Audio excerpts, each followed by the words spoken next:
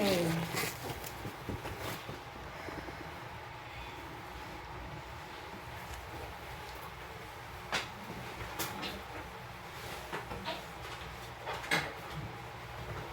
So, napigil sa gilid na kami.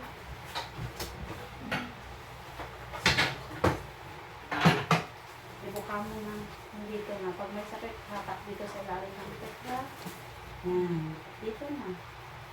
Sige, diretso mo pag may sakit. Angat pet. Baba. Sige, 1, 2, 3, re. Parang ulo yung tiyan ha. Teka na.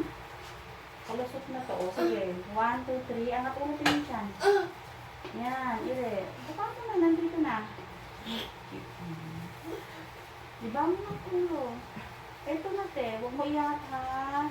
Ibok hangin, tikong bibig, angat ulo tingin ka sa tiyan. Diretso, ire. 1, 2, 3, habaan mo yung iri mo 10 to 15 seconds. Iangat kunti yung pwet.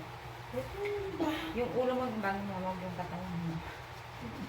Ulo lang ha. Nandito na. Sige na ba? Labas ka nga muna sa'yo. Papasukin kita pa. Ano ha? Tuka mo na dyan sa ano. Nandito na. Saglit na. Ito na ulo. Pumili ka lang. Lulusot mo yung ulo. Ito na yung isa. Ha? Pamili lang. Matigas.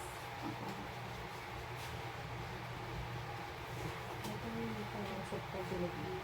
Sige na. Pag may sakit sobra ha.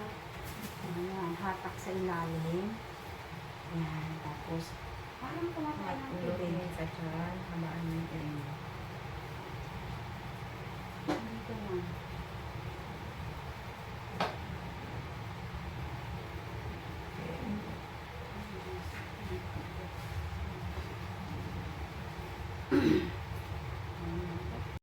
Hello, ayan ang baby natin. Hindi na anuhan yung kanyang paglabas, pero eto na siya. Si baby Siron. Ayan, ang cute ng kanilang baby din.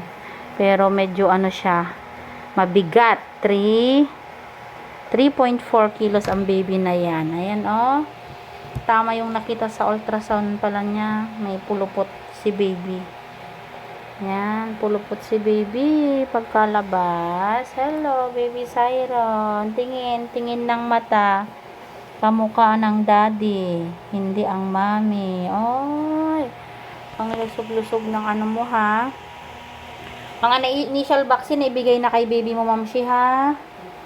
Yung Hepa B, vitamin K, eye ointment sa mata, no? Ayan, baby nila. Yan, hello, baby Siron. Ano, nagutom ka na? Nagutom na ang baby? Ha? Hello, ayan. Initial vaccine na ibigay na ha, complete. Bibigay na lang namin yun ate sa ano ni baby mo. Sa kanyang baby book, no? Ayan. Okay naman si baby. Ayan, ang laki-laki niya, 3.4 kilos. Hello, baby boy. Ayan. Nagugutom na siya. Ayan, oh. Okay ka lang dyan? Ayan naman si mami, oh. Si mami. Oh, kumusta ka na? Okay lang? Nakaraos na?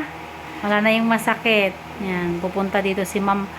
Pumutok na yung kanyang panubigan. So, no choice. Palabasin natin yung baby niya para makaraos na sila mag-ina. Yan. Obserbahan mo lang kung matuloy-tuloy yung tagas ng dugo. Nahihilo ka, nasusuka, masakit batok ha. O kaya nalalabo paningin, blurred. Masakit ang puson hanggang balakang parang nagli-labor pa rin. Magsasabi ka sa amin ha kasi hindi yun normal. Mag-stay kayo dito ni baby within 24 hours bago kayo makauwi na. Ayan, hindi na natin na-videohan yung ano niya. Oo. Thank you din sa pagtitiwala.